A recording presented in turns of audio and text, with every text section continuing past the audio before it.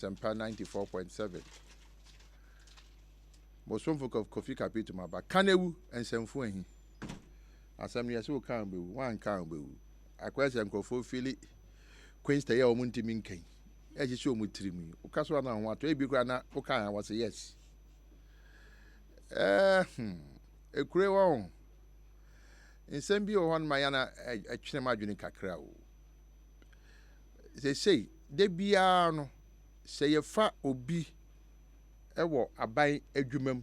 say bia onko di adwuma bi kese bi anim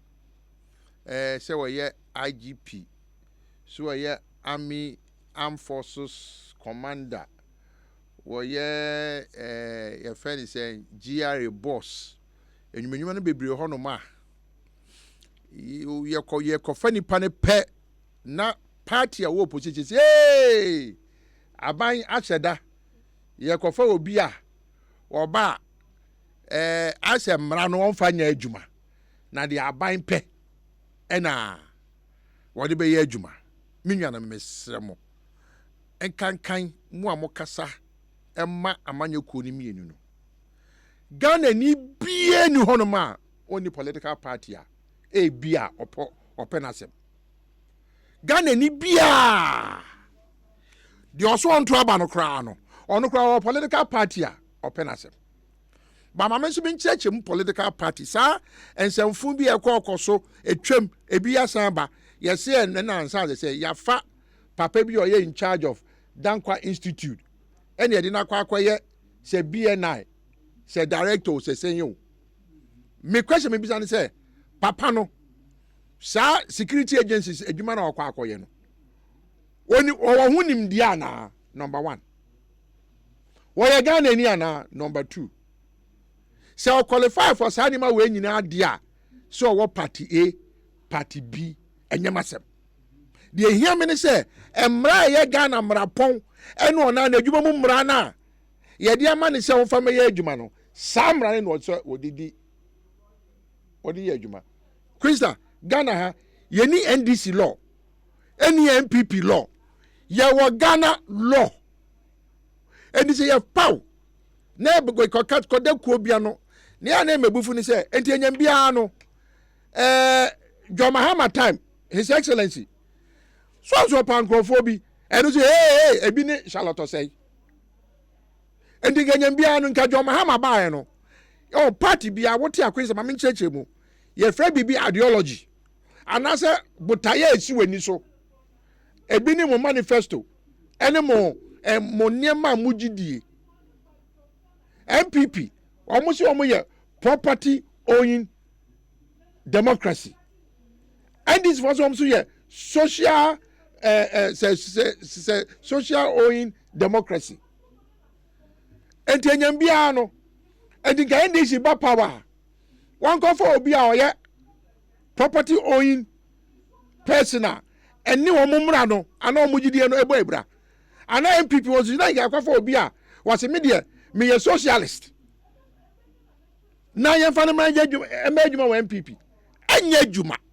but the metie ni say yes NDC ni bi ho no ma wa kire se na adwuma no woni mu pa woni de ba adwuma ma wonfa party se munya adwuma MPP ni bi so ho no ma ono so saa e ba se wo ye na adwuma se oman ba and fano say the party no power and as any the party no power on the amai and now buy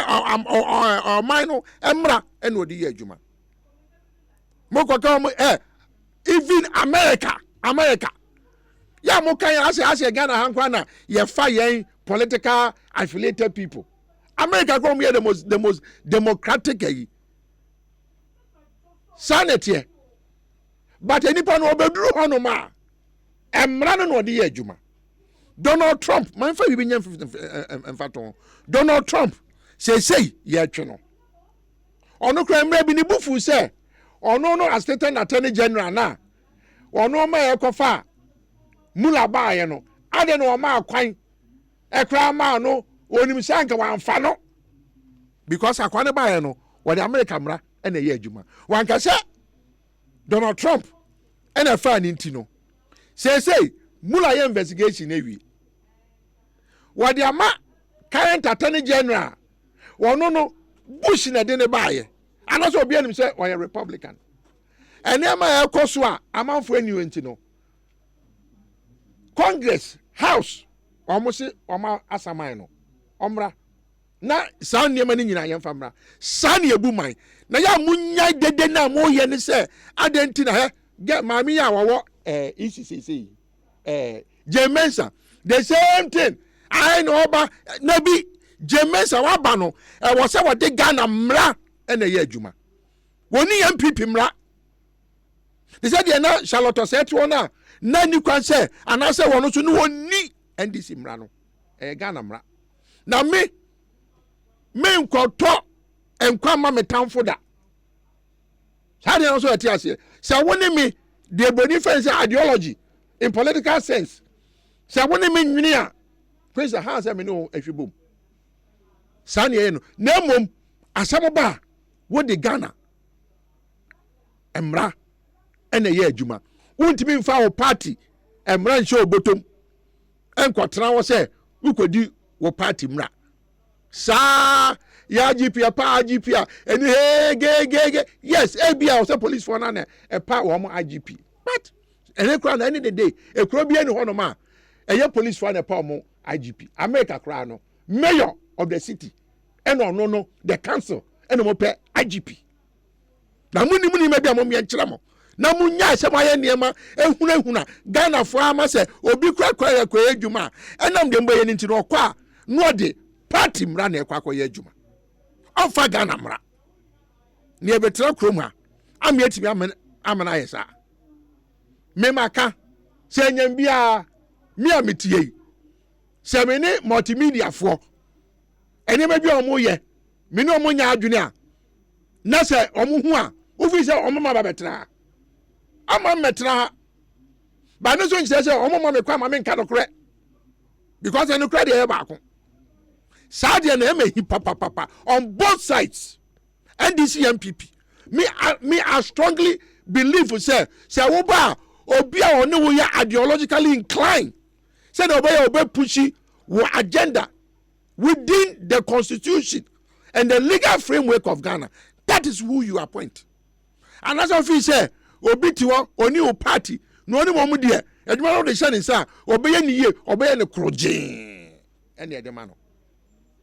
Maintain say American kamampanyini aba even at all almost so called friend saying army generals no the obaba be in charge of almost military forces in nyina no de bia no enipa no politically is in line or ideologically is in line sanity and Colin Powell onye Republican Ufi say nka Republican na enka your friend say Bush papa de ne baba amma kwa bo Iraq papa your friend say Saddam Hussein that desert storm mutia no munnimu dia ya munya dede na mo ye no because there's no way say NDC ni oba appoint MPP ni a office MPP ni no one ne emom ehu se agenda NDC wo no within the constitution within the legal framework no one ne be offer da sala MPP so be but the power me how no say I was say Ghana mra e na odidie se nya wo se enye eya wo se eye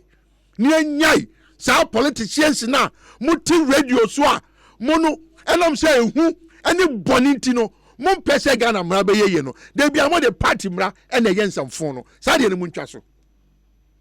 me ha pa ba ko no me say me I don't see anything wrong say na now do beka say obefa MPP people o professionals ama ba be ye ne abepushi na now do agenda same way so man panyin jo mahama so ba I will support him 100% to say obefa NDC form your professionals they will work within the law to push his agenda na ka me go for obi a ono oba my agenda na me pushing na within the law no was end there how we are socialists me so me a conservative so ne pa che no enye yi akwara che Queensta otie ya agbedefu ni papa ya e no wi so check mema mienu di o feeling no e no obefa no wo di bi ngata chinchina asumasi e na ho ahwa da bi o so feeling no sa e na tie etie form ene mi bebie mama akamontam na maka me se yes ane ye no ba asem ne se oba o so de ga na mra e na ye adwuma 0302 216 545 0302 216 546 0302